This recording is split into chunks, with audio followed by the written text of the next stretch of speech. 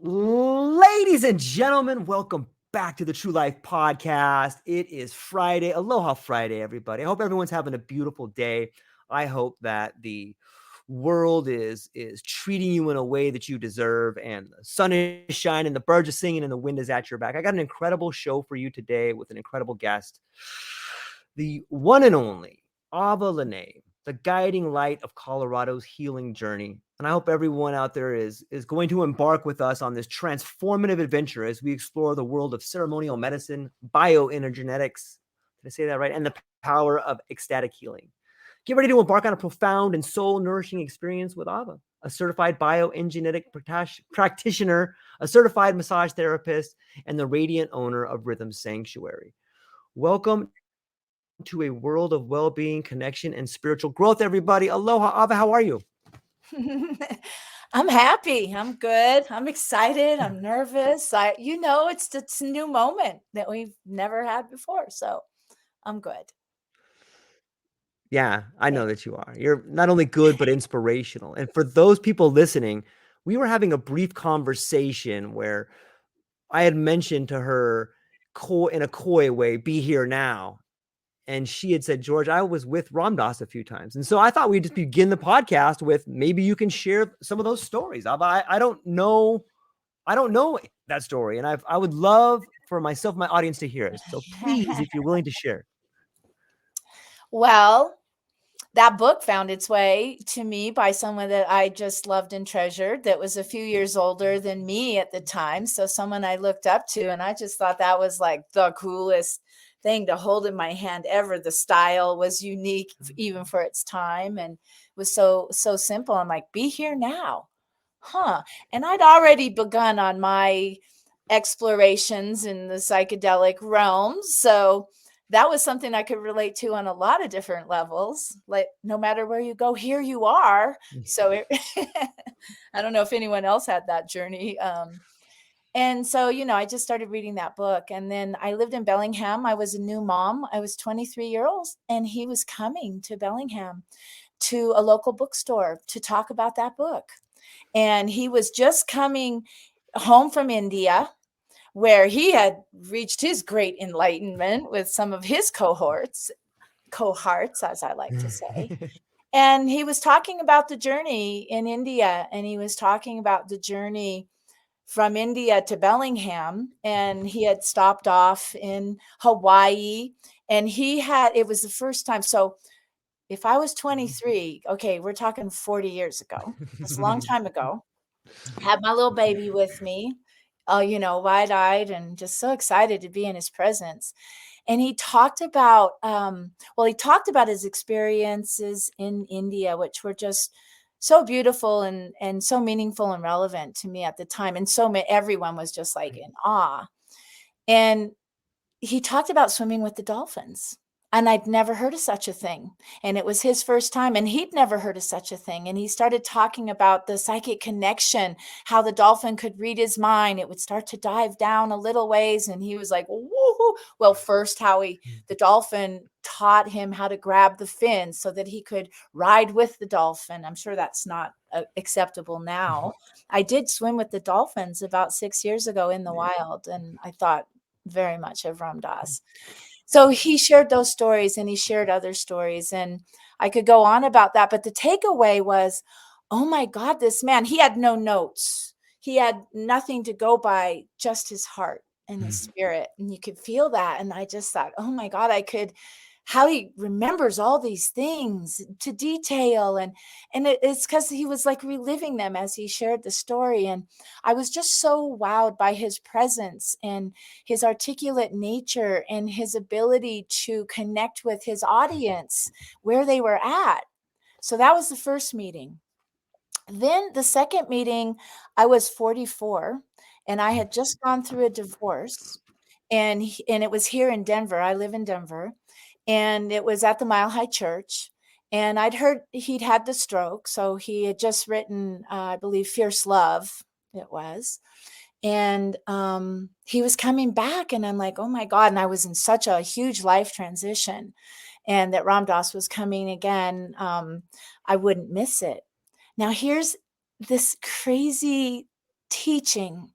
So I got there early so I could find my seat. It's a big venue and everyone is standing along the edges and we're all waiting for Ram Dass. And I'm coming at it with the memory of him in person when I was 23 and I met him. I sat with him for a few, I felt so blessed and seen by him. I'm going to cry thinking about it because, maybe everyone doesn't know, but he's gone now. Ben, not gone. He's still here now.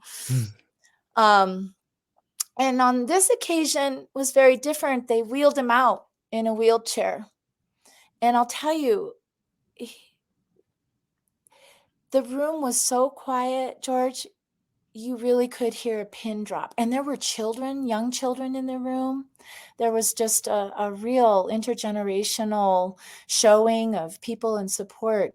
They wheeled him out and he sat, and he had the voice, what do you call the thing for the throat? It helped to help him amplify his voice. Yeah. But he sat in silence for what seemed like eternity, quite honestly. Maybe it was 5 to 10 minutes. And I thought, oh my God, if anything, with him not even speaking, his presence is even more profound than what really impressed me and wowed me and inspired me when I saw him as a speaker. And I honestly thought he was just going to sit there in silence with all of us for the whole time. And I thought, well, how perfect is that? I get to see the duality of a very beautiful, articulate, engaged speaker of spirit, and see him now where he doesn't even need the words.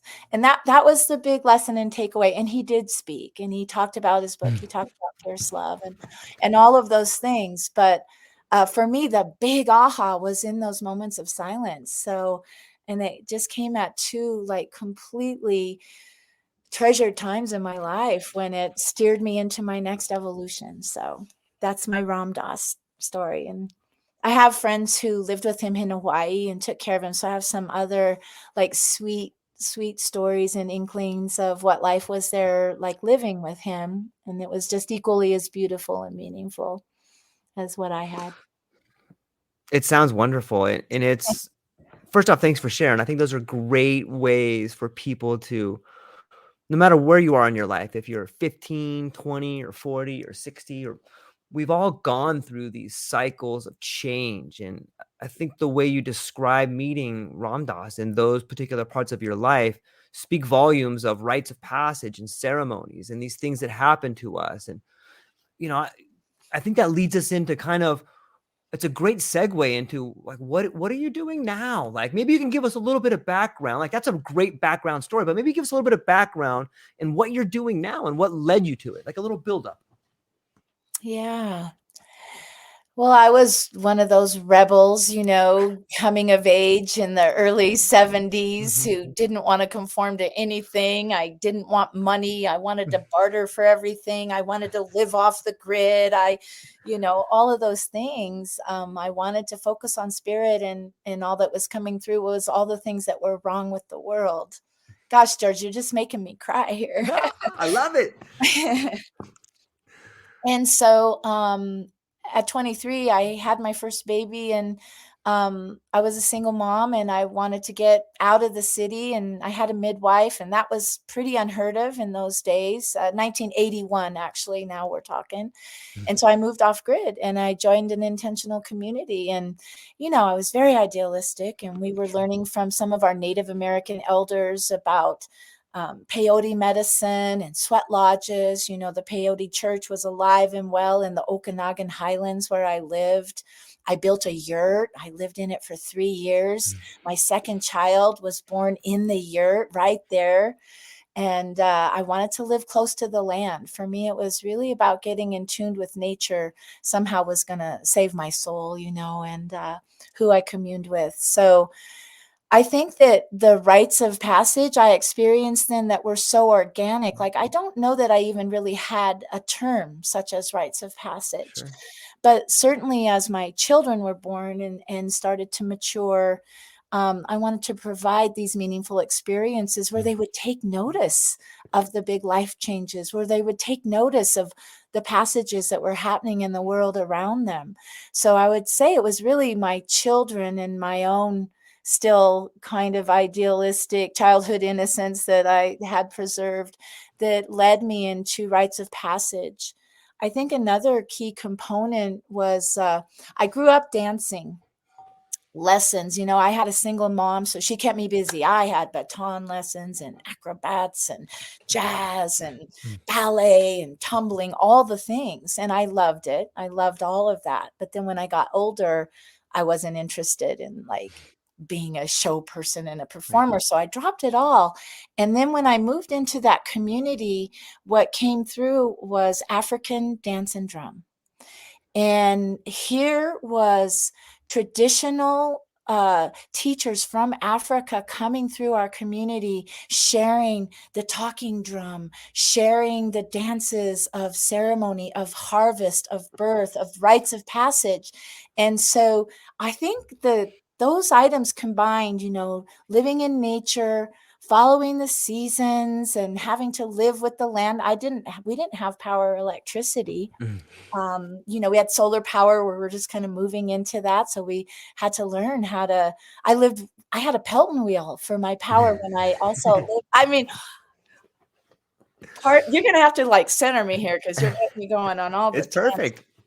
But all of those things coalesced as I, grew into myself and grew into someone who really cared about the experiences that I was providing for my children and their friends and my community. And so the combination of that is what led into Rhythm Sanctuary. I taught, I taught at a studio for a long time too, and I just wanted to bring more ceremony and ritual, and that's how Rhythm Sanctuary got started.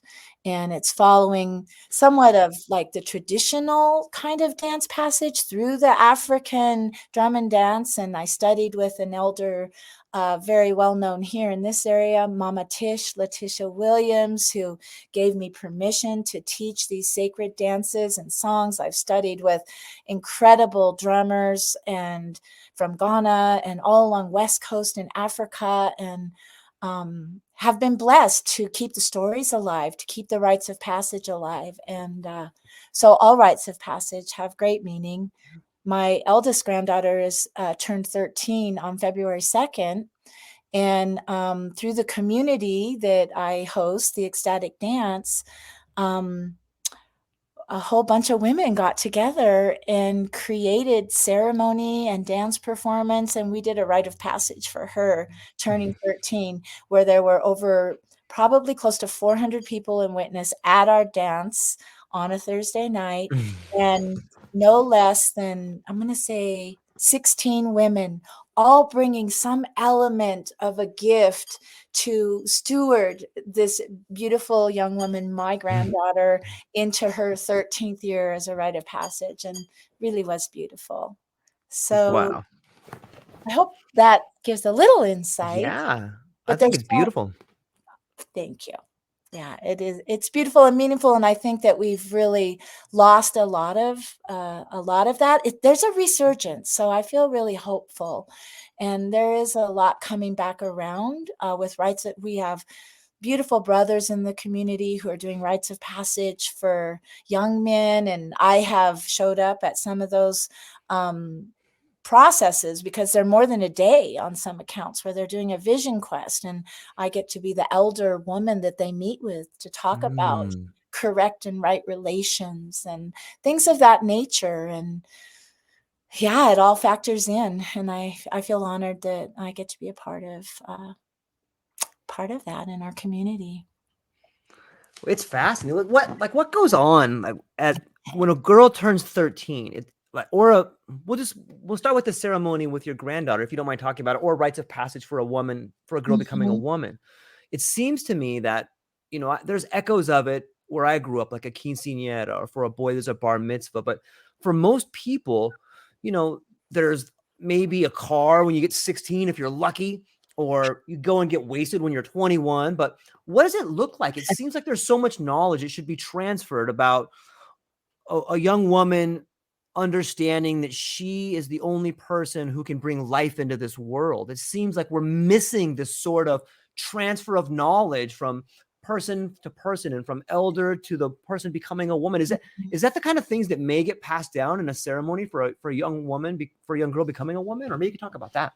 Yes, absolutely. And I'm not going to talk about my granddaughter specifically Sure. because Yeah. she'd Yeah. be a little bit embarrassed. Sure. So I'll talk about kind of more in general. Yeah. So for me as a ceremonialist, it would be, well, actually, right now I'm working with a young 15-year-old woman too, who's in a different level of rites of passage in Sure. high school and is really struggling and is already struggling with alcoholism and addiction and things of that nature. So that's the next level.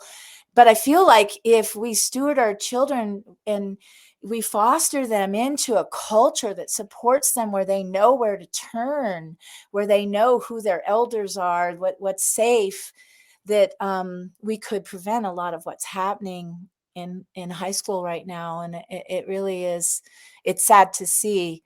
So in general, let's say, go back to say a womanhood rite of passage. Yeah.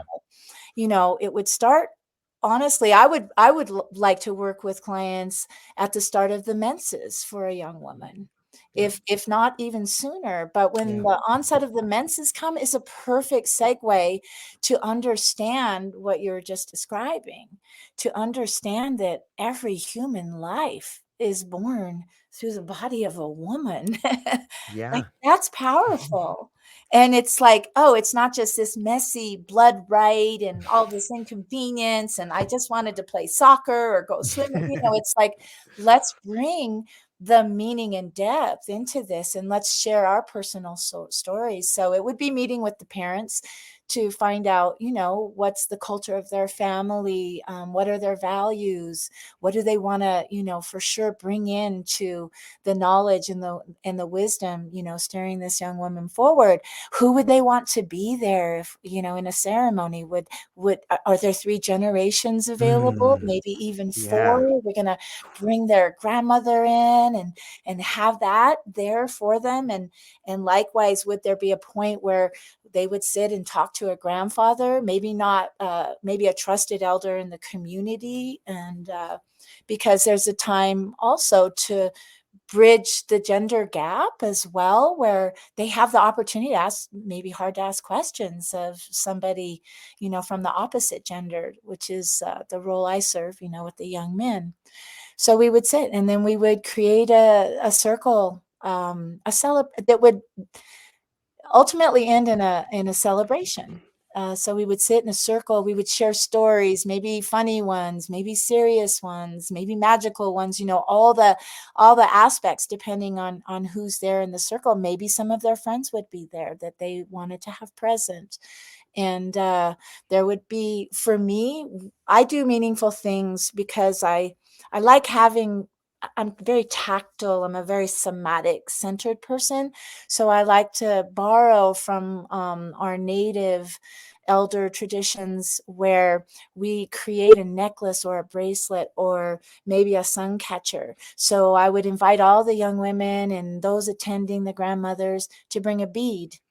And this would be a bead that they feel has some meaning to them. Perhaps it's from their strand of pearls that they were given when they turned 16, or maybe it's an African trade bead they found on the ground and it just felt special to them and they've been holding on to it and now they know why. Or so we go around in a circle and then everyone would be having this prayer bead, and then we would pass the string along, and as they tell the story or offer the prayer or the blessing, they string this bead on the strand, and then their whole, it's so, Yeah, it makes me want to cry. It's beautiful. yeah, it's so moving. So then all of a sudden they have this beautiful necklace or whatever we've decided to create, Yeah.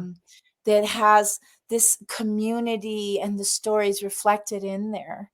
And there will be a scribe, who can write down this bead from, great grandma, and this bead from, my friend, and so on and so forth. And they have this like living record of something that they can pick up any time and remember the story. So that would be an aspect. That's one of the things I often share in like a young woman's rite of passage. And yeah, and then there would be like maybe then we would share food and celebration. We would dance. I have all the wealth of African Mhm. dances and drumming, so we would for sure have drumming, and we would for sure dance together to the four directions, and Mhm. just like go off and see what she has to share as well. And then I would follow up. I'm thinking of my granddaughter now, and it would be, all right, now we've done this, and I want you to call upon the gratitude. What did you get out of the experience? What stood out for you? Can you please write about that? Often the gift I give is a journal, Mhm. because I want to encourage that living record, and Mhm. some place to always have to go. And I was a journal keeper for many, many years in those days. I still am, actually. So, and then, follow up, just like a journey, as I know you've been talking to Jotima and all of the team, preparation, the ceremony, and integration is everything. So it's the same with a rite of passage, that it wouldn't even include our plant ally medicines. And I might also do a cacao ceremony, Mm. and I might also do a kava kava ceremony. It Okay. depends on the age. Like, I'm kind of leaning into the work I'm currently doing with this young woman. I'm leaning into a kava kava ceremony. It's Mhm. legal, and it's a wonderful kind of delayering, like, your tongue tingles and something's happening and you're extra alert and awake, and you can have your friends there, and it brings you to the heart, like a cacao ceremony. So those are also aspects that I often weave into these rites of passage. We might even do a camp out, like a Yeah. Fusion Quest camp out. It just depends on the family, the circumstances, and so on and so forth. So That's so beautiful. When I'm as you're painting this picture for us to see, I can see not only the images of what can be in that ceremony, but I can have a vision of the relationships that are able to form after and because of that ceremony. When people begin to understand, hey, this is a change in life. This is almost a death and a rebirth for me. This is part of me leaving me behind and becoming this new person. So of course there's going to be changes. Of course there's going to be awkwardness. And when you begin to understand that as an individual or someone, it's like, oh, this is what growing is. And you create a lifetime of growing when you begin to understand that these changes are necessary. They're difficult, but they're meaningful, and we need it to happen. We need it to happen throughout your life. And it's such a great way when I think about ceremonies and rites of rituals, how the elder has already been through them, but yet they get to play a new part as the elder for the first time. And the person going through it gets to play it. And the younger child is like, that might be me one day. And it's so beautiful. And I'm so hopeful that more people will begin to thoroughly understand the need in our society, in our community, in our world, for us to understand that we're one giant organism and we're going through changes, and we can look at ourselves if we can take the time to see it. So thank you for explaining it like that. It's so beautiful to me. Thank you. yes, you're well, first, can you see me feeling your heart? I am Yeah, just, totally. yeah, the love is expanding with every word and gesture, George. Um, you reminded me, I didn't quite finish out the thought. The gratitude that's important to form the bonds and the relationships that could be lasting, such as you described, are really crucial. So, that they have some gesture of thanks, even if it's a phone call. But I really Yeah. encourage everyone to write a note, to handwrite a letter and send it off with maybe something like a feather. Like, I have quite a collection of feathers, and like something to give back, because I always teach that gratitude primes the way for grace, and grace is that the universe having perceived that we're receiving the gifts that we're given. And if we're grateful for all the things as they show up, even the hard challenges, then we've received the gifts, and we get to graduate into the next reception phase. And so Oh. gratitude is super crucial. Yeah, good reminder. I think I'm on silent. Me And too. you reminded me of something else. I forgot what you said, birth and rebirth. You Yeah. spoke of birth and rebirth and death and rebirth. And so when we formulated the group, the women's group that I spoke of, that all collaborated and co-created to create this beautiful ceremony for my granddaughter, we named it. There's such power in naming. And we called it, George, the Nest of the Phoenix. And Yeah. I just had a feeling you might appreciate that because, and we started, and she was present at all the meetings. We met for 8 weeks Mhm. and we went through what we put big papers up on the wall in the dance studio covering the mirrors, and we'd write the stages of the phoenix. Like if the phoenix was more than a mythical bird, what are the stages? Oh, there's the hatchling, the nestling, the fledgling, and so on, and all these things in between, you know. And then we like got into like the maiden, the mother, and the crone, you know, that's like the trinity. And then all the women are like, I think I was the eldest there. The women are like, you know, there's some like passages missing. We didn't just go from a mother to the crone. Mhm. So how about mother queen crone? Well, it's like when we share these works together, we get to discover new aspects of ourselves. And I really want to express that I think it's okay that we, you know, there's all this cultural appropriations concerns, and I think that that is real and needs to be respected and honored and researched.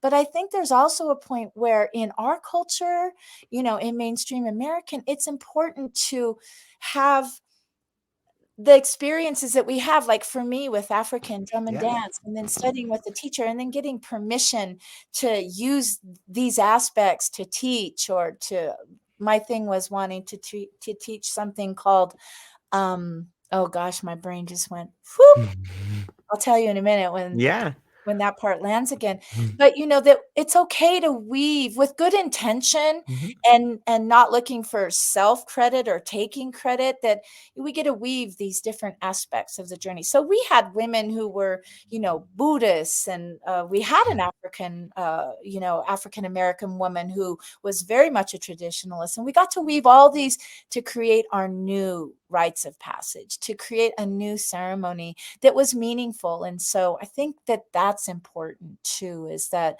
we give ourselves permission to, you know, take from the environment and our organic experience, and weave that into the ceremony. Yeah. When I think of weave, I think of a tapestry, and I think about everybody playing a part in weaving a new tapestry with a new design and a new color and a new symbol. And there's ways to do it. And part of it is to ask for permission. Sometimes it's to ask for forgiveness if you make a mistake, but the tapestry goes on, right? That's right. I agree. Yeah. And sometimes just ask for forgiveness. Yeah. Oh, Yeah. whoops. Okay. I'm Yeah. innocent, you know. Yeah. When we're coming with that pure heart, you know, we just want to lift everything up into the highest elevated frequency, Yeah. you know. I think that there's a permission. If it's not right in our field, we can't go to that elder, or we can't, you know, travel to Africa or India or wherever. Hmm. You know, we can seek out wisdom from our elders and our community and our collective field as well. Yeah. I really admire the way in which it seems to me that there's this echo of the past that's reverberating, and it's causing us to see the world in a new, almost alien, even though it's the way it was saw before. For so many people that have been absent rites of passage or ceremony, it seems like there's this new world emerging, but maybe it's just the old world dying, and we're getting back to a spot where communication is so meaningful, and understanding what life is without seeking a giant material possession for your happiness. You know, there's a lot more ways in order to bring meaning into your life than to attach that meaning to something shiny. You know, and I think we're getting back to that. Maybe you could speak to some of that, as far as like you have lived an interesting life, and you have gone through different ceremonies and passages, and now you're helping other people. What are some of the patterns that you have seen emerging as of late? Hmm. Well, there's some big patterns emerging that I'd Well, you can't help but talk about them. I mean, Sure. we've gone through so many movements. It's funny because I do unitive justice work too, which is kind of based on Dominic Barter's Mhm. restorative justice, which is accepted. It's used in the legal system, and it's often an alternative for families and so on and so forth. So I'm a trained facilitator, so I hold unity circles, and I can't help but think of all that was stirred up with the Me Too movement Mm. and things of that nature, consent, and that is alive and well and needing to be addressed. And a lot of times this was arriving for me in my awareness right at the same time medicine ceremonies. It's before we really, legalized here psilocybin in Colorado and so on. So there were still all these underground ceremonies and things that sometimes were a ceremony the first round, but the second round, not so much. The Mm. second round, everything sort of because, they were being led by what I call showmen, maybe not shaman. Yeah. They didn't have a lineage, no foundation in the lineage and moving forward, not in the best way. So I was facilitating a lot of Yeah. those kind of conflict resolution circles around accusations and consent and things of that nature. So what I'm seeing even in the short time is that we are learning to listen to each other. Mm. The Me Too movement helped, put a light on a lot of the shadow that was happening. And now, well, last night at Rhythm Sanctuary, for example, and our tagline, by the way, just very much in alignment with what you spoke. The tagline for Rhythm Sanctuary is where ancient wisdom meets modern culture. Love it. And so it's wanting to honor the ways of old that, like the phoenix, the pearls that we're gathering and bringing through us in the rebirth. But there's a modern culture emerging at the same time. So how do we, find the lock and key and fit that all together in the best way that can serve consciousness and technology, growing at different speeds and rates and trying to catch up to each other. And last night, here's an example of something that I feel just very moved by what happened. And so at the end of our dance, we have a 2.5 hour, we call it a ecstatic dance ritual. It's a sober space. Um, Anyone would be welcomed in any condition as they entered, but there would never be any kind of imbibing in the Right. space or there's always someone who sneaks off to their car for a little puff, or it's Colorado after all, Right. but bit by bit, people are catching on that the idea of doing these medicines in these lodges and in these sacred ceremonial ways as a sacrament, that we can't just keep going back again and again and again, because what I learned from my elders is that's disrespectful to the medicine. That's disrespectful to our elder plant allies. We have to integrate what we got from the medicine. And I think that our ecstatic nature, it's organic. It's a birthright, really, in and of itself, when all the circumstances are right. So providing a very conscious music in a very intentionally programmed setting with altars for the masculine and the feminine built every week. So we've been doing this 21 years now. Wow. So the container is set, and within the structure of the container, people understand and know how to flow and grow in the container. I hope I'm not getting too far off. I was No. going to share how our dance ended last night. Yeah. It always has a theme.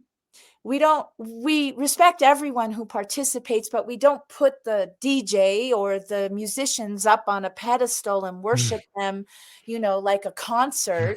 It's all a part and parcel of the whole experience. But at the end, we circle in the beginning, we share intentions, and we circle at the end. And the dance itself is in silence, because we want to foster nonverbal communication.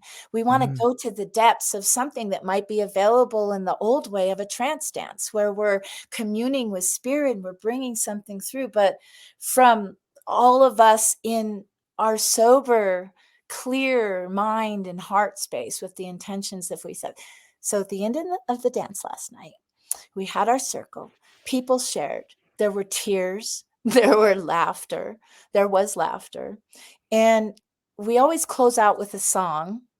And I had the inspiration. Our theme was that we're all one, that we're not alone, a play on the word. And we introduced it at the beginning, and it seemed to have a lot of meaning. And listening was really a deep part of the medicine last night. Like, listen to the music, listen to yourself, listen to your community, listen to your body. And at the end, a song came through, and we put all the women in the middle, and all the men circled the women. And all the men sang to the women. And then we swapped, and all the women stood on the outside, and we put all the men in the middle, and we sang to them. And the words we sang were, I don't know if I can do it without singing. And I Sing didn't it. count on that. I didn't count on that. But the words were, brothers, oh sacred brothers, know that we are with you every day, healing, listening. Oh yeah, where did it go? Because it came on my way Yeah. driving to the dance. Oh, healing, we are listening to all you're feeling in a holy way. Mm. That's what we sang to each other. And over and over and over again, we sang like probably 5 or 6 times. And then we all united in one big circle, and we sang to, well, the invitation was to sing to Mother Earth, and or to speak the name of somebody that you wanted to call unity and healing in with. So most of us sang to Mother Earth, and some people you could hear, grandmother, you could hear beloved, you could Yeah. hear names of the people, and we sang for unity. We sang to heal all the wounds and to be together so that we're listening. That was the key. We're listening to what you're feeling. Let yourself feel. We're listening. We're here for that. And that was a really, really beautiful and potent ceremony ending. It's beautiful. You bring up this idea of dance too, and most people don't think of dance as communication, but it is. It's a real form. If we think about language and words, words are a fragment of language, but so too is dance. So too is symbolism, and all these things together are a real effective way of communicating to each other. Maybe you could speak to the ideas of how dancing is a way in which we could interpret life, whether something is dancing through us, or the way you can see people dance is another way to see people move through life, and you get to understand balance, and the way you dance with somebody is the way a relationship can be. And there's dips, and there's falls, and there's leading, and there's stepping on toes, and like there's so many beautiful ways about it, right? Exactly. I think you just answered your own question. Pretty sure. Yeah. All the metaphors you used is what comes alive in a short time, say at an ecstatic dance. Also, I'm a big festival co-producer where we have 10,000 people, 10,000 souls on the ground. And often part of our opening ceremony is an ecstatic dance. And that's it. It's this like condensed time of coming together where we agree that out in the default world, out in that lab of life, we're talking and using our words all the time. And we always start out with something like, hey, how are you today? And sometimes that's a big question. Most of the time, that's a big question. But if you come up to somebody and you're dancing, and suddenly there's a noticing in the field, oh, look at that person over there. I'm drawn to their movement. Yeah. It's more than. So oftentimes I'll open up the dance by saying, all right, I invite you to close your eyes right now and just, feel into your own inner landscape, just feel to the inside. What's alive for you? Is your belly tight? Is your head full of the day? Like, let's just breathe in and notice, and we'll start there. We just start where we're at, and then it'll be like, okay, now maybe from that place, and it would be more elaborate because, we have 2.5 hours. I don't know how much time we have here. as much as we need. Will you dance with me, George? Of course. Dance, yes.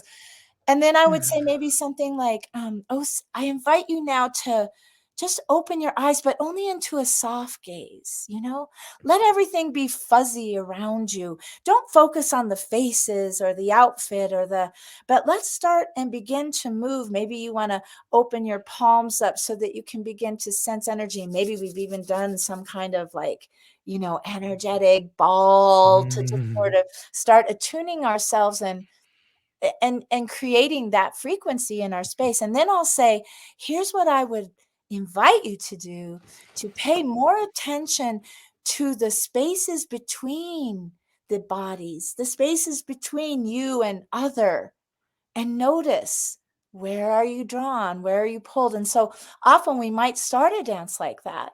And then there's this permission then somehow to like just kind of shape shift into a new reality. Sometimes we'll work with, archetypes, or everyone will bring their own. I'll say, what's the medicine that's called you to the dance tonight? People are, they're like, sorrow, I've been feeling grief. Or they'd be like, celebration, play, all the things. They go out there and we just put it in the middle and go, okay, all this is available for all of us. And it can show up right alongside whatever is the predominant feeling that you're feeling.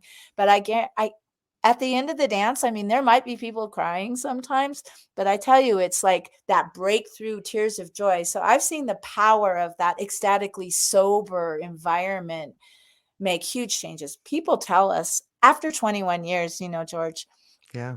I've heard it all. We moved here because of this community.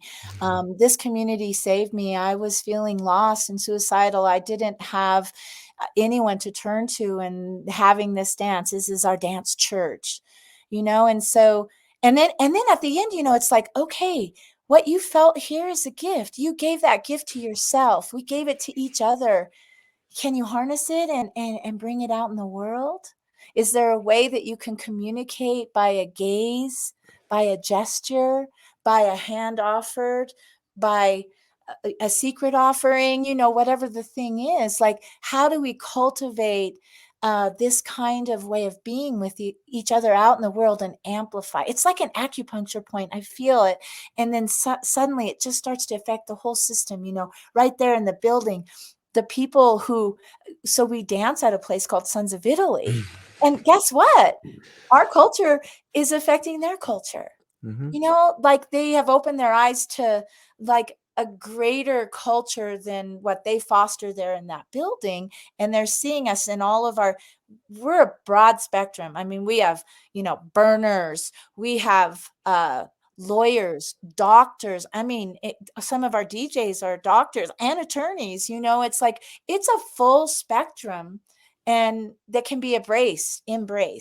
And it's just a beautiful thing to behold. And then we cultivate it and harness it there, and then do our best to practice and take it out in the world and remember the feelings that we felt and generated through the conscious music and our prayers and our building of the altars. And there's always a way to show up and be a maker or a contributor. And that's a beautiful thing. It's so beautiful to me. And I'm the song from Janis Joplin, "Take a Little Piece of My Heart," comes to my mind because I think after going to an event, a festival that has changed you in a way, the next time you meet somebody, like you understand how to give a little piece of your heart to somebody. Maybe you do like a little dance when, hey, how's it going? I'm George, or like maybe you hug them, but like you take a little piece of your heart that was given to you at a ceremony, and then you can give even a smaller piece to the next person you meet. And it bonds you to people on a level that's most people don't understand, but it draws people to you. And it's this gift of giving that you give to someone, even if it's a gesture, if it's a soft gaze, it's something different than a hi, monotone, how are you? Like you breathing life into the other person. The breath of life in some ways is the way we're exchanging information between people. And I'm so enamored with the community that you have and what you've started there and what you've learned there. And like, I'm drawn to it. And I know that other people listening to this are probably drawn to it. It's fascinating to me. And it seems to me that it's something that I'm hopeful that it's contagious. Do you think it's contagious? It is absolutely contagious. Good. It is beyond contagious. Yeah. So when Rhythm Sanctuary started 21 years ago, it first started in Boulder. I don't know if you, I live right in between Denver and Boulder in a Okay. little town called, well, not a little town, a little city called Arvada. Although I am looking at a empty field and a beautiful view to the Flatirons and two horses across the street from me. But Boulder, they didn't really have any kind of a dance like that. I mean, you could go to Cleo Parker Robinson's and study African and take a class or do something at Naropa or, on a college level. But this really wasn't a thing. And there was a barefoot boogie that had been going on in Boulder, which was like, you know, a really fun way to get together, not very intentional. And also contact improv has been very, very much of a culture. And Mhm. they all come to the ecstatic dance because we have healed professional dancers. Last night, someone told me, "Oh my God, I quit dancing so long ago because I was just so over the programming and the conditioning and the dieting and the this and the that, Mm. and I haven't danced this free in forever." So started to say, right now I can count in Denver 1, 2, 3, 4 ecstatic dances offered weekly, and Boulder has at least 5. Nice. So it's a growing thing and it's been around. Honestly, when I started Rhythm Sanctuary, I didn't even realize I didn't know what ecstatic dance was. I was coming from being, you know, a a dance teacher in a studio teaching something called Nia, which was a beautiful thing, but it didn't have the spiritual or ceremonial aspect to it. I mean, you could bring in the emotional healing and it was the healing arts, the martial arts, and the performance arts. It was a combination of those. And yeah, I was just really longing for something that, we could build ceremony and ritual together as a community because not many of us were going to church exactly, and so it really has evolved into a dance church. I would say it really does feel like a dance church, and the music is the minister, and all of us are the congregation. We all take turns, stepping into our ideas and leadership roles, and Mhm. it's very empowering to individuals and the collective. Yeah, it's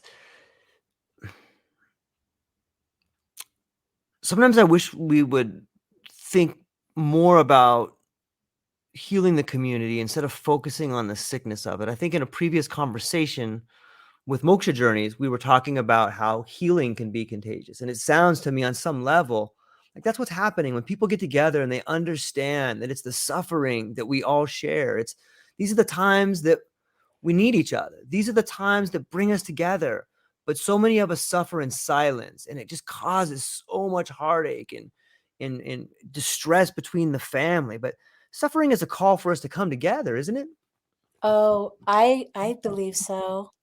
You reminded me of a story once from the dance after it was all said and done, and I have my eye on everybody. And this older gentleman came in, and I thought, oh my gosh, you know, hope he's not too shocked. Could we have some chairs on the side? And I kept my eye on him, and he was kind of moving on the outside and this and that. And he never really fully got into it, you would say, right? So at the end, we always circle up and we have like a share back from the journey where people are encouraged to speak about some little pearl or some insight that maybe rose up for them. And, like I said, I had my eye on him. I just wanted to make sure he was like comfortable and, you know, just have my eye in case I needed to step in and offer anything, water, a cup of water or something. And at the end, he spoke. And he said, "Well, I'm here from Texas visiting my daughter. And I'll tell you, she brought me here kicking, dragging me, screaming. I put up every resistance I had, but she wouldn't let me say no." And then he started to cry. And he said, and I can't tell you how grateful I am that she drugged me here, because tonight I held my daughter in my arms for the first time since she was a little girl. And he was just crying, and I'm like, "Oh my god," like, so little stories like that, Yeah. and on every end of the spectrum, I mean, literally life and death, and, it was just so beautiful because I thought, "Oh gosh," "he's probably not enjoying himself very much," and he came out with that beautiful share, and so you don't know what's gonna happen. It's another lesson in letting the judgment go and Yeah. the open heart and, allowing everyone to have their own personal experience and not walking away thinking you understood or knew what that was. It's like that old saying, dance like nobody's watching and love like you never been hurt. That's It's like manifesting it right there. you get that opportunity. You get that opportunity. It's a beautiful thing. Oh my goodness. And I Yeah. see, George, in your world, I see that you're going to a festival in the near future. Is it is that true? I It's on your podcast, and I looked it up. It said you're attending, but maybe you were just supporting attending. I might be like I know that I've been attending a lot virtually, like listening to Okay. people and going there, and I need to come to a festival. I should come to Denver and come to an ecstatic dance festival. I need to get out and do it. I've Hawaii is such a beautiful place, and in some ways I feel like every conversation has been a journey for me, and I get to live it like that, but I need to get out and experience it more. And I think that's the next phase for the podcast and growing, is getting out and going to places and actually doing the podcast from places and getting to embark on it. And yeah, I do think that everybody in their life should go through these particular, whether it's a concert or a festival. But I think early in life, I know when I graduated high school, I went to a Dead show. That's how old I am. I remember and it was late. It was in the 90s. But I drove my Volkswagen bus up from San Diego to Autzum Stadium in Oregon. And I'll never forget, we drove up, me and my buddy Craig, and we parked way out in this field. And we had gotten there like a day early. And I'm like, dude, there's nobody here. What's going on, man? It's like a day before, it's supposed to start tomorrow. And I remember I parked my bus way out in this field, and I woke up the next day and it was just colors, people everywhere. And I'm like, this is amazing. You're walking around and meeting people. But it was in some ways, I felt like it was a mix between the hero's journey and the prodigal son. Like you're just out meeting people, and there's all these people your age, and you're having these fascinating conversations, and albeit maybe some of them naive and idealistic, but so rewarding and gratifying and learning, and like, oh, these people get it, and you can make lifelong friends, and you realize that there's a whole cohort of people, like you like to say, out there desperately trying to experience life and looking for people just like you. And whether it's the music that calls to you, like the sirens called to Odysseus, or if it's the gaze of a stranger that's seductively pulling you towards them in a way because they have a secret to tell you. They do. There's so much out there for people to live, and I want people to experience, and there's outlets. And yeah, I think that if people find themselves listening to this, and they're being called to a festival somewhere in there, that's the call to adventure, the call of the wild, as John Steinbeck would say. But yeah, so this is something that you do every single week that goes on there. Every single week except we don't meet on Thanksgiving. There you go. So every Thursday. And you know what I just did, George? What's that? I just flew to Florida for 6 days, where Nice. I have 2 granddaughters, 1 and 8, and their mothers. And I said, well, if I'm coming to Florida, it would be kind of fun to create a more memorable experience. And maybe there's a festival. So Yeah. we found the Roots Revival Bluegrass Festival that was 4 days long. And also their godmother flew out. So there was 5 females. It was, wait, the godmama, the 2 mamas, the 6 of us. Mm-hmm. We created a beautiful camp. We called it the Goddess Grove because we could. Yeah. And there were lots of funny jokes about that. When you're out and you're camping, the G was fun to play with. We became the gassy gaggle of like food, Right. we're camping, you can build a fire. We're sharing that culture with our children. I mean, you can really have a mystical experience at a festival. The music is uplifting, people joining together, dancing are uplifting truly the vibration. The frequency is a whole different level of frequency than we often can experience just in our quote ordinary reality out in the world. And those were the best 4 days at the festival, 4 nights, 4 days, going to music, going to the kid camp, creating art with the grandchildren. Well, the 1-year-old, not so much. For her, it was a very great opportunity for socialization because she hasn't really had that socialization with others her age, and it's a family event. And it was just so beautiful. And the magic, like they're all like, why is there so much more magic here? That's what my 8-year-old was saying. Why is there so much more magic here? Like you could go to a fire. This is an experience I had at a festival once, and it was a big fire kept all night. So when I host my zone at the Arise Music Festival, the one with 10,000 people, we create Wisdom Village. And it's in festivals, it's a sort of microcosmic, sampling of all of humanity. So you got people that are, out there with their drugs, and then there's alcohol, and then there's the sober yogis up on the hill, in the yoga temple, and so on and so forth. But at Wisdom Village, it's a sober zone. And again, anyone is welcome in. But if you're coming in with a beer in your hand, we're inviting you to leave that at the gate or come back when it's done. We keep a fire 24/7 the whole time. We have trained fire keepers in a traditional way. So it's not a fire where you'd come and smoke a cigarette or have a drink. It's a storytelling, a prayer, and a ceremonial fire.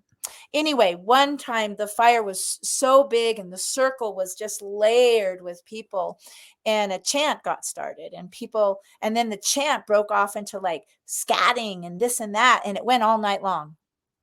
And I was having so much fun with it. And I was on one side of the fire, and every once in a while I'd let some kind of Scooby-Doo out, and then way on the other side of the fire, I'd hear some masculine voice, like literally mirroring back my same thing. And then we came to recognize each other's voices. And this went on for hours, amidst the singing and whatnot that was going on. And by the end of it, as everyone's fading off, I'm like, I have to go see who is that person. And that's how we found each other, by like a little call and response, and it was just so fun. And he was there with his girlfriend. And so it wasn't like I don't have a romance story attached to it, but I do. It was just such a beautiful romancing of the heart, a courting of the soul, if you will. It was just so beautiful. And you're not getting that, when you go downtown to go shopping or to the grocery store. It's like only the set and setting, as we hear so much about, can provide that kind of mystical and magical experience. So I just want to encourage people to give it a try and go with your family members and see what can happen. It's not that much. That is beautiful. Yeah.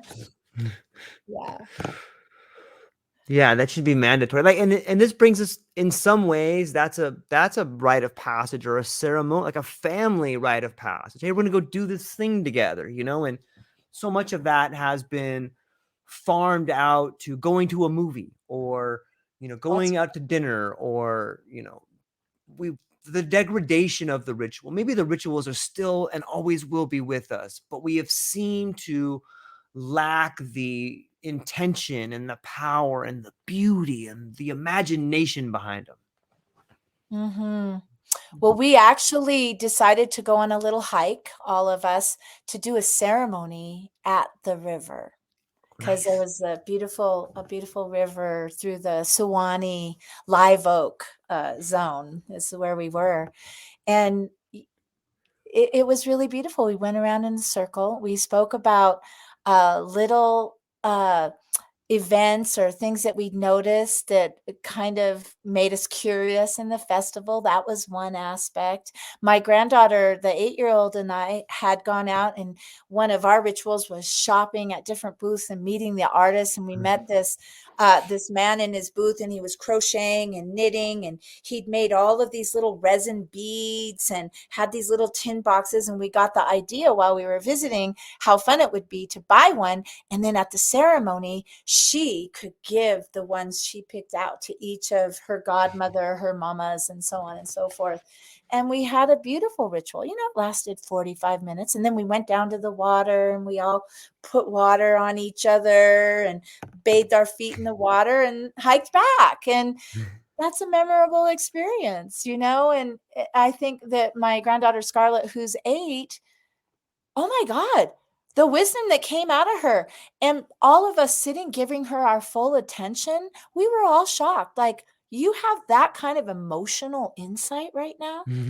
Like, she's taking responsibility for herself and her share and why this thing was meaningful to her, and she's blowing us all away. And I'm thinking, well, when it's my turn to talk, I only hope I can sound as smart as her. I mean, as true as her. It's a beautiful thing. So yeah, I want to encourage families to make ceremony wherever they are. The barbecue.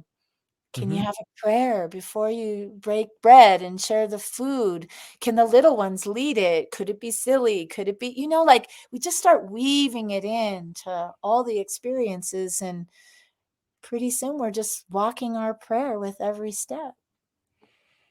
Yeah, I can't in my mind, I can imagine what it's like for a young woman or a young man at the age, I don't know, pick 8 just for that example, and imagine them surrounded by people in their family and they admire, and they have the spotlight where they can share some wisdom, and how that must make them feel, and how they'll never forget it for their life if they get to be the leader for a moment and understand that everyone around them respects them, instead of, you know, being in some schools where they're, taught authority, do what you're told, you're taught this unconditional sort of, I don't know, Prussian model of education where you can grow up and be an obedient worker.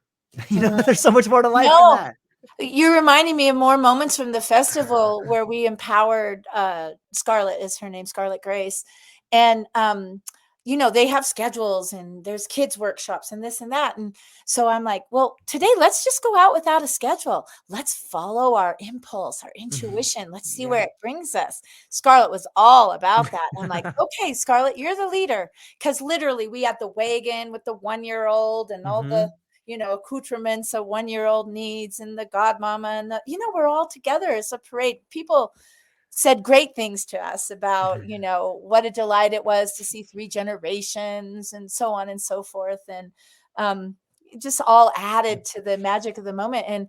And Scarlett would be walking, and then, she'd maybe kind of forget for a minute. And then I'd say, well, what are you feeling? Where's the magic? Where's your intuition pulling you? And she's like, not yet, not feeling it yet. I'm like, "Okay." And then all of a sudden she's like, "There, down there. Do you hear that music?" Because, it was such a musicians festival that all people had all these little campfires and whatnot, and you could go, it's in the culture. I'd never been to this festival before, but it's in the culture that you can build a fire and have a little music circle, and everybody's welcome. There's, you just join in. And she'd pull us off, and then suddenly we're meeting somebody, and they're talking about the thing that's like next on our list, and nobody even shared the notes. It's like, wow, okay, good job, Scarlett. Like, okay, who's next? And then we're all happy to let each other lead and follow, and tune into that sense of impulse, that the universe has sparked for us out there. I It's do. beautiful. Yeah. Gosh, it's so fascinating to think about living life in a way that is meaningful, and obviously everyone's has a path that they're on, and you may not be able to come completely off of your path, but sometimes taking this little side trail for an excursion is what allows you to stay on that path later, right? It kind of really revives your soul. Exactly. Like I was saying, at the end of the dance, it's like, how can we harness this Mhm. energy, this feeling, and how can we amplify it out in the world? And I think, you know, we don't have the kind of culture and lives where we just get to go out the front door every day and follow our intuition. You know, we're jumping on highways and doing traffic and going to jobs that we may or may not love, and so on and so forth. But George, I think you hit the nail on the head. If we can take these little excursions and turn them into what we're longing for, connection to earth. You know, it was really important that we did a festival where we got to camp outside, you know, and be together, out of our homes and out of the normal, you know, programs that we run. It's so different here. You know, I wake up and it's like, oh gosh, I gotta go pick the tomatoes. Oh, I gotta, you know, actually I have a pretty dreamy situation here. I love all the things I have to go do. Yeah. But not everybody, you know, school and homework and all those things. And, you know, we had drama before leaving. You know, there was all this work that had to get done so she could miss the 2 days of school. And Mhm. in my mind, as the Oma Ava, the grandma, you know, for me, it was all about the grandchildren, and also just fostering that sense of family and what else is possible than the ordinary day to day. And the more you have the opportunity to do that, I think then the more you can build it into the ordinary world in your household, going to school. It's going to, you know, reflective listening. That's a tool Mhm. from the unity circles that I host. And we had a circle, you know, there was a meltdown during the, you know, it wasn't all like Mm. what they say, unicorns and rainbows. There were moments, you know, somebody had to pick up the litter and do the things and the chores, and it was cold or Mhm. whatever. And so then it's like not being heard or not feeling like they're contributing. And we just had to sit down and then listen reflectively and say, okay, it's not like what I interpret. I hear you saying, Scarlett, what I hear you saying is that I'm only seeing the bad things that you're doing, and I'm not seeing the good things that you're doing. And I'm Mhm. missing out on the fact that you just told me you entertained your baby sister and nobody else was, you know, and we reflect back to them, and then they're heard, and then they Yeah. can move on. And so we had that opportunity too. And that is going to affect their day-to-day dynamics that they have. You know, we all get stuck in those patterned ruts of Mhm. communication and, you know, the judgments or, you know, the assessments we have of each other. Oh, she's lazy, or she's going to put that off, or whatever. I'm talking fast now. I'm really getting into this here. Yeah. but but I think that's it. Let's disrupt the pattern. Let's disrupt the norm as much as we can until that becomes the norm. And then I feel like what's possible after we've started to, as you said so eloquently, to weave this new picture from all the experiences that each one of us is bringing to the tapestry, maybe something that we haven't even dreamed of yet is possible. Like, I mean, I think it's happening all the time on that level, but it's hard. There's a lot of struggle for families, you know, the economics, and you just name it. So many of our systems are kind of imploding. And I mean, school feels so military to me right now. I just tapping into my 13-year-old granddaughter's school and my 8-year-old granddaughter's school. It's just, gosh, there's so many cautions that have to be looked to, and I get that, but boy, I think they're missing a lot of the fun I had in a lot of the options that I had to create art and for social activities and things like that. I mean, I think it's a more challenging time than when I was young. Yeah. Yeah, and that's, when the world is on fire around you, it's important to have a place where you can be safe, whether it's a ceremony or a relationship that you understand, you can learn from. And yeah, I think Norton, and maybe that's why the world is sort of echoing the gosh, there's a great book called it's not The Invisible Landscape. It is I can't think of the name of it right now, but it talks about it's an archaic revival, And in some ways I love the sound of that, and not archaic as a pejorative, but archaic as in the ways that got us here. Like we need to the same way the Renaissance was a revival, so too is this sort of an archaic revival of ceremonies. Like, look, we're going through a time the same way a young woman, a young girl or a young boy becomes a man, the same way a man or a woman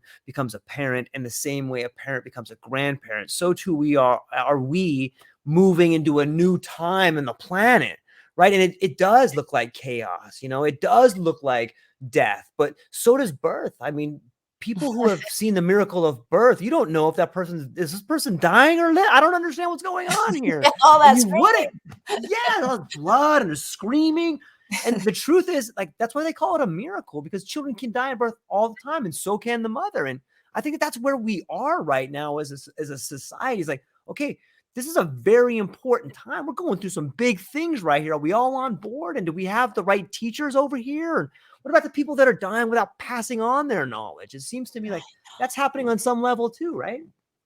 Absolutely. Yeah, that's a lot. I just need to let that land for a second. No, it's a lot, and all thoughts that I've had, Yeah. it's really important, and I like it. The name of the festival that we went to was Roots Revival. I love it. I love the synchronicities, and Yeah. you don't know what's going to touch somebody. A girl came up to me after the dance last night, and she goes, "I have to tell you," she goes, I met you, but I didn't meet you, but you spoke at the big dome at the Arise Music Festival." And she goes, "Something happened, and I've never forgotten you as a result." And I'm like, "Oh Awesome. no, what's that?" And well, you were on stage and you tripped over a cord. And it was like really awkward. And she said, "But you said, 'Oh my goodness, doesn't Spirit have a funny sense of humor?'" And she goes, "When you said that, it flipped a switch in my head about what it meant to be a public speaker." And I thought, "Oh my God, you could just be yourself." And that's the same feeling I had with Ram Dass. It was like he's just himself up there, and then she went on to say how she'd often wondered, she remembered the time because she was pregnant and her kid was like 7 now, and that she'd often wondered how she would ever find me again. And synchronistically, a friend of hers, because she lived about almost 2 hours, she lived in Fort Collins, said, "Oh, you need to come to this ecstatic dance." And she goes, "Can you imagine my surprise when it was the woman who tripped over the cord and changed my life forever?" And I'm just like, good story. But yeah, I think I'm spinning a little out there. I'm not sure, but I'm with you. I Yeah. just I it's like during COVID, I really didn't imagine that we could create rapport and that we could connect in the same way. And it is different when you're heart to heart, eye to eye, and in Sure. person. But I feel you so strongly, and I'm feeling the amplification of your excitement and the beautiful message that you have and that you're sharing. And I'm just so happy to be sitting here in this conversation with you right now. Thank you. Yeah. I noticed that you use the word synchronicity instead of coincidence. Like, maybe you can tell people what the difference is there. Oh, of course, I have a story about how that Imagine that. started. I was invited by a friend do you know about like the Mayan calendar, the 13 moon calendar? Are you I familiar know with this? I know 2012 was like the Mayan calendar, but that's Right. kind of all Well, I know. the Mayans have these day keepers, Okay. and they keep a calendar that's 13 moons. And 13 moons versus 12 months that were created by the King Gregory, the Gregorian Hmm. calendar, because the natural time calendar has 13 moons in it from year to year. And that accommodates one day they call Vayab, which is their day out of time. It's a day it's just the day out of time. It's in July. And that's like a sacred holy day for all of these Mayan day keepers. They're called day keepers. So I was curious about the 13 from 2012. I was Yeah. 13. curious about what that meant.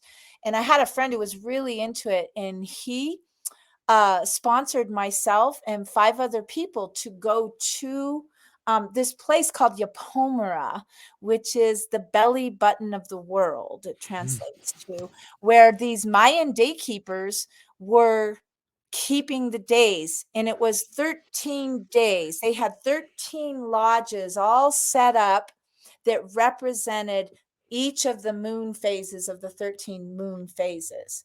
Because in the Gregorian calendar, we have to have daylight savings time, leap year, all these different things in that Gregorian calendar, was so King Gregory could collect taxes and the Catholic Church could do the things that they needed to do for their religious hall, all of that. So I was just really curious what else was out there.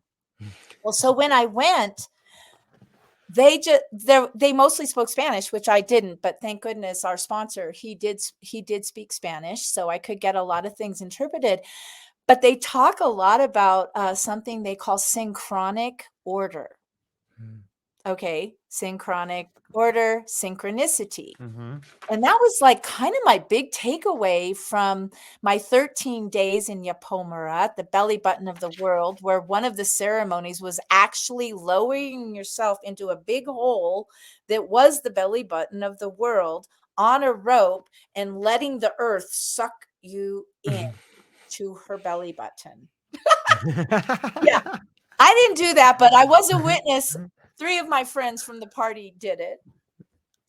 Their fingertips. You see their fingertips. I'm like, oh my God, can we pull them out? So synchronic order, to the best of my understanding, is when your mind and your heart and your spirit and soul are all in alignment, and then everything is a synchronicity. You're never in the wrong place at the wrong time. There's no such thing as a coincidence because you're exactly where you're meant to be at every time. So it's funny that you say that, because I wasn't even aware that I was doing that, but that's where I got it, was going and studying with these elder Mayan day keepers and experiencing the 13 moon lodges and Viab, the one day out of time. And that was such a magical trip. We're going to have to get together on another occasion so I can tell you about the Orubus experience I witnessed firsthand in person on like the 4th day, and the assignment from the shamanic elders and whatnot. I saw a snake eat its tail. Whoa. I saw a snake eat its tail. And I'm Let's talk about it now. Let's hear that's what, yeah, because there I am giving it all Here away. we are. I'll have nothing to say next time. Please. We're just scratching the surface, I think. Yeah. Well, the assignment was to find a rock and to bring it to the sweat lodge and to imbue our prayer into the rock. And so we were all scavenged about looking. And one of the gals, a younger gal from our party, I hear a scream.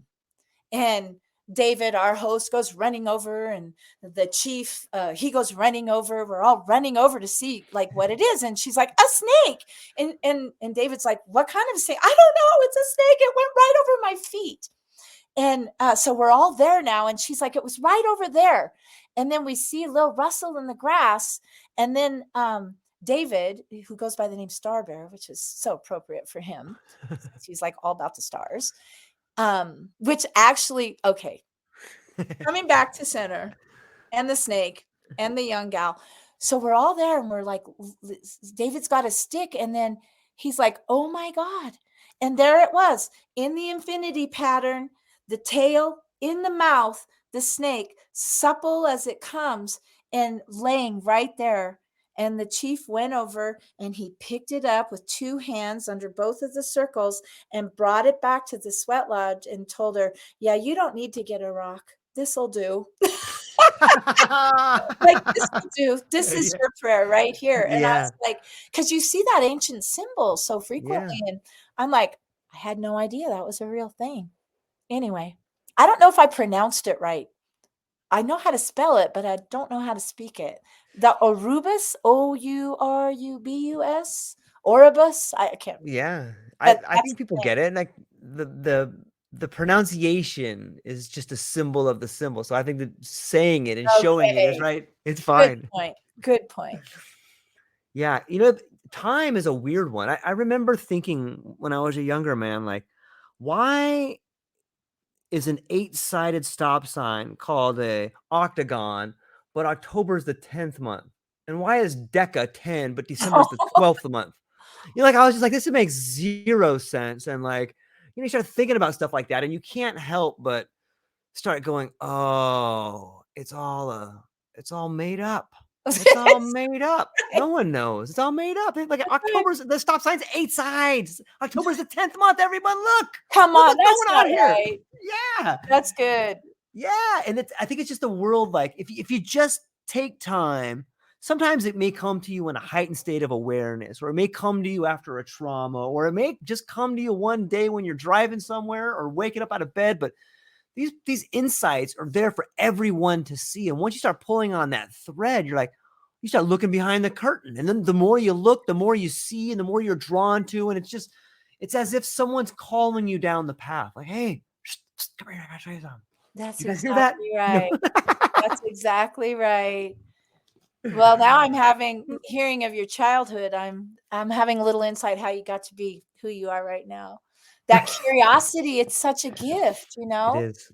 and as long as we can really foster curiosity in our mind, I think it's so much easier to stay open to what else is possible. 13 moons? What? Yeah. What? The Gregorian calendar is made up by a king? I'm What? like, to collect taxes? What? Hmm. Like, that makes no sense. I mean, I'm sure Yeah. there's more to it than all of those, but sometimes I That's don't enough. delve too deep. Mm, Exactly. That's enough. yeah. Moving on.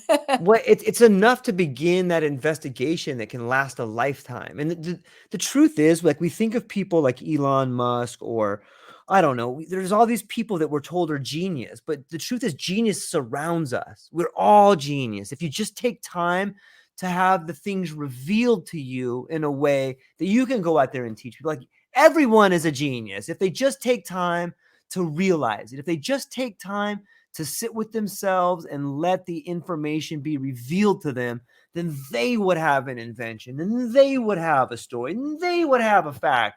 Whatever. Thank Everyone is you. genius, right? That's right. And Jyoti Mas so frequently talks about the genius of our soul, Mhm. that we all have it. And like, let's just get to the genius. Like, that's all you need. Mhm. Just trust that your soul is genius, that you're genius, that we can move in those waves of our own genius. And when Mhm. genius meets genius, what's possible? And when like a collective of that energy meets what's possible. I mean, Mhm. it's like, and as far as healing, I think Mhm. you spoke of it, in the terms of being contagious, Yeah. back to like an ecstatic dance or an experience of that Yeah. nature. And there comes that, like, if it's acupuncture, it hits that like critical mass point Yeah. where, yeah, we're just exploding. It's beyond contagious, it's like we're sparking it in each other, and now it's just what is. And so then what's next? That's what I'm so curious about. If we're just always meeting genius with genius, then what gets to happen? What gets to Yeah. happen next that I haven't dreamt of yet, and that I haven't even like had a concept about, or like what? Yeah. Yeah. It's interesting that you point that out. Like, sometimes meeting other people and seeing the qualities in them are a mirror image of the qualities in you. And I was speaking with the lovely Mrs. Terranova about being in a circle and ceremony, and getting to see people and the people that facilitate those particular ceremonies, yourself, the team at Moksha, and so many people that I've spoken to. On some level, it's getting to, you know, be part of the illness and the remedy for that person that they're doing the ceremony for. Because I think when you sit with someone who's going through a particular issue, the only way to help sometimes the best people that can help them are people that have been through that issue. And when you're in a ceremony, like, you're in this thing together. So you're able, the person that's in pain is able to give some of that pain to someone, back to giving your piece of heart to somebody, you know. And maybe you could speak to some of that about what we've spoken about so far has been a lot of things, but the part of the ceremony where you're doing rites of passage. But what about different types of ceremonies or ceremonies where you can help people get through difficult times and other kinds? What, maybe you could speak to some different types of ceremonies. Yeah, I want to come up with that perfect example somehow. But I think for me, in what you're describing and asking, the best ceremony has space. There you go. You know, the best ceremony is it's a collective field where I'm not coming as the facilitator Right. thinking I even know everything that's going to happen. You know, oh, A, B, C, D. Like at Rhythm Sanctuary, there's a container and there's certain things that can happen in the container. But sometimes, like we always save the DJ thanks for the very last thing. But then there's that person who didn't somehow quite get the message that the share time was for something personal. And they're like, and how about that DJ, everybody? And then suddenly you're not in the ceremony. Yeah. But it's like, you might have to take into account that they've never spoken in public before. I mean, you know, the mystery, we have to make space for the mystery to move through us so that we can see what wants to be revealed through the soul of the individual. Does that make sense? Yeah, absolutely. You know, like I'm thinking, I'm trying to relate it to moksha journeys and, you know, holding space for the ceremony. Oh, whoops. Speaking of, that's my granddaughter. So sorry, I didn't silence that part. That was Scarlet Grace. Synchronicities, right? We're That's thinking about her. and so I'm thinking about, okay, well, we'll start with the circle and we'll end with the circle. That might be all I know. And we'll light a candle. Yeah. And well, maybe since it's a medicine ceremony, we'll find out what their intentions are. And maybe everybody has a blessing to give Yeah. or some prayer or, you know, a spoken word from the radiant Yeah. sutras or hafiz or, you know, something of that nature. And we'll just go from there and then we'll see what wants to arise. And it's like we're human, we can't help but, you know, have our assessment of how we think it'll go, like, Right. oh, this person is not even going to participate because this is too woo woo for them or whatever. But if we hold open space, if we create a lot of room in the container and we arrive with love and acceptance and a welcoming of the great mystery that we in the unknowable, you know, we can't foresee it, just maybe that's enough space for somebody to come in and surprise you with the deepest Yeah. reveal, and maybe a reveal that they never even were conscious of before, but because of the space held and the circle and the love and the blessing.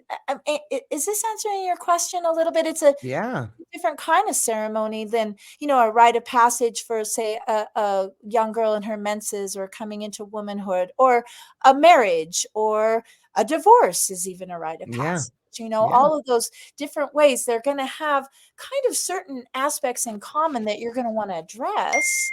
Maybe forgiveness if there's divorce, or acceptance, or speaking intentions, moving on, especially when children are involved. But for a medicine ceremony, for me, first, it's all about what spirit can do. You know, it's like, okay, I'm led, and wow, I got this hit to, you know, bring this seashell. I mean, I'm looking over at my altar to bring a Right. bell. I got Right. this hit to bring a bell, and I haven't brought a bell, but I'm going to bring the bell. And you bring the bell, and then, you know, maybe the person you least expect just picks that bell up and rings it, and then all of a sudden, there we go. The Yep. ceremony's taken a turn that you couldn't have crafted on your own, but you followed the impulse to bring the bell, or, you know, the whatever the thing it was, or the photograph, or, you know. So I think space and allowing for the mystery to weave you all together, to show up in an unknowing way.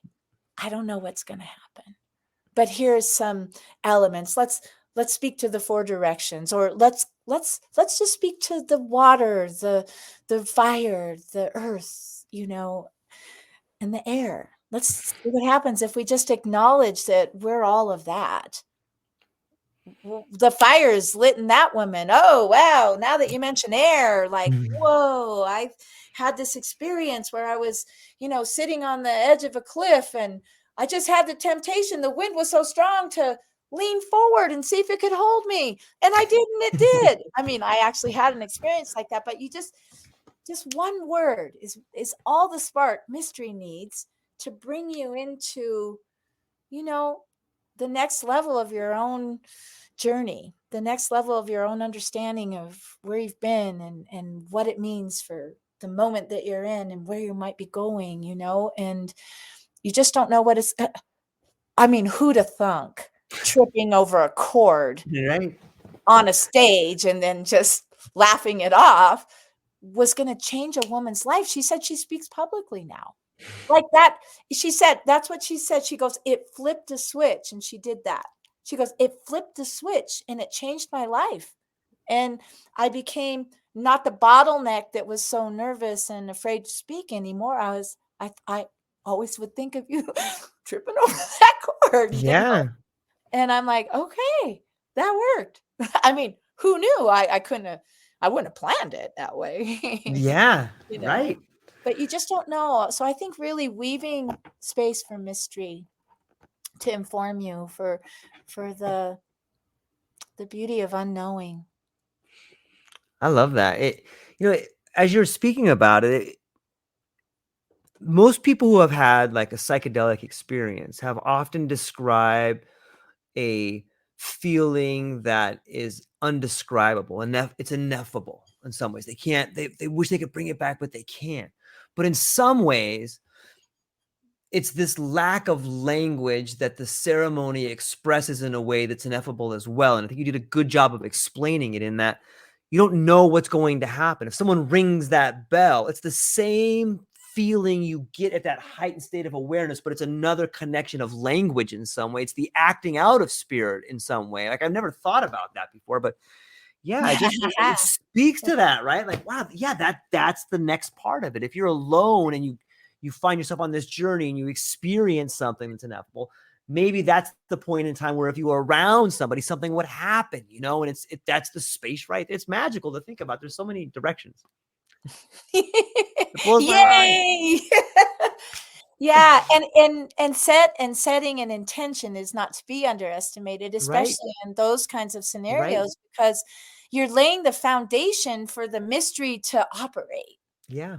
It's like, yeah, for me, I just think of it, I want to create beauty. What's that? Oh, some flowers, you know, a deck of cards. We'll often have like a oracle deck I Yeah. bought my granddaughter a deck of cards. Somebody wrote a oracle deck for children, and it's just so beautiful. And she picked a card and she's like, what is the meaning of this? I'm the black jaguar. What is that? And then we just kind of get into the description, and then all of a sudden, she is like living into the archetype of stealth and strength and empowerment and courageousness and nurture. All these things are part of the life of, like, she drew that card. And it was like, and it was also really empowering for her family to see her in that light, but she began to embody it just through the suggestions. She picked that card. That was her card. She had a thought about, what do I need to know? And it was all about the Black Panther or the jaguar, and the medicine that it brings. And suddenly she could imagine herself greater than she had. I think that is such a poetic piece for people, regardless of their age, to do, is imagine yourself better than you have, or imagine yourself better than you can. Like that might be the medicine right there that can take people to a good place when they're at a place that might not be so good. Maybe that's the reason why we're not at a good place right now, is we've lost our imagination. Mm, I think there's some truth to that. Yeah. Well, we're just inundated with the Yeah. the daily list of Yeah. survival. I Yeah. mean, we're just Yeah. so many just treading water, keeping afloat, or working so hard at, the life we want to create for ourselves, or the legacy we hope to leave behind, that it's hard to imagine anything different. It's unless you go to festivals or Yeah. ecstatic dances, Yes. or Right. Right. sit with George Monty on his True Life podcast. That's I mean, it. I It's a tell spark. you, my heart is amplified a thousandfold. It's that spark. And in some ways, I think that you, it's that spark that everybody has in them, and you can change the way you feel as fast as you can change what you're focusing on. Sometimes you need to go to a ceremony, but you don't have to. You can go up to your bedroom, or you can go downstairs and see something you love, and that can be the spark. Your cat can jump right into your lap and come and say hello, and it's fascinating. But before I let you go, this has been a wonderful conversation, by the way. And I told Oh, you before we started, like, this is going to be one of those ones, right? Like, it's how it always happens. It's how if it you always hadn't happens. said that set the tone, like, because I was nervous. I'm like, what if he asks me about something I don't know? Like every time I know. it's Yeah. like, I don't know. And then you said that, and I was like, it's gonna be okay. Yeah. I know. I knew exactly. I'm like, oh, it's going to be epic. Like, It's it always starts like this. the Yeah. levity you brought. Because literally, right before you typed that, I'm like, oh, it's not meant to be. Okay, like, shut that down, you know. And I'm like, wait. And then, or the worst fear, it's like, oh, he doesn't really want to talk to me. He's just sent me a dud link. And I'm like, nope, okay. You said exactly the right thing that I needed to hear. Sorry. Well, I think you have said exactly all the right things everybody listening to this needs to hear. And I'm so thankful to get to hear some of the stories. And I'm hopeful that this will be one of many cups of tea that we have. But before I let you go, where can people find you? What do you have coming up, and what are you excited about? Oh gosh. Well, I just signed a contract with the old Arise producer to do a festival next summer in July called Rise and Vibes. I'm very excited about that. I wasn't sure I had another one in me, but I just want to be with the team. I just want to create Yeah. that space. Anyone can find me, Ava at mokshajourneys.com, if you're interested in that aspect. My rhythmsanctuary.com website is a little out of date, but I assure you that we are alive and well and meeting every Thursday. That's another way to get a hold of me, or, just meditate and send a signal out. Yeah. I think I'll hear it, but um, but what's coming up is the fall harvest. I'm very excited about that. Some time at home. I'm finishing my modules to get my certification as a moksha psilocybin guide. I'm the ceremonial medicine woman, and I really thought that would be all that I had in me to do with moksha journeys. But of course, everyone is just to be so fully embraced on the team. And Jyoti Ma, I mean, having her in my world as a mentor and a teacher and a friend, fast becoming through the times that we've spent together. I want to soak it all up. So every opportunity through moksha is something I want to take advantage of and just move through and just be with these incredible co-creatives. I mean, it's just, so that's what's really exciting me right now, is that I'm getting through my modules. I'm going to be in a place to take my test and to maybe join on one of those 28 days in Oregon, which is not too far from my son and my grandson. So that'll be fun. And yeah, that's coming up every Thursday. Yeah, all the good things. I got a couple trips in there, but Yeah. yeah, It's just so being home fascinating. right now is what's feeling really good. Yeah. Yeah, I can see that. It's a beautiful time, and I hope that everybody has enjoyed this conversation as much as we have. It's a true pleasure, and I'm really thankful to get to see strategies and hear stories about how to maybe look for meaning in your life, and maybe see that sunshine a little bit brighter, and see the clouds, that silver lining that is holding you tightly. And I don't know, I just think that this is a great conversation. I really appreciate it. And hang on for one briefly afterwards. I want to talk to you briefly afterwards. But ladies and gentlemen, thank you so much for hanging out with us today. I hope you have a beautiful weekend. I hope that you realize the blessings in store for you are not only better than you imagine, but better than you can imagine. And that's all we got for today, ladies and gentlemen. Aloha. So good. All right.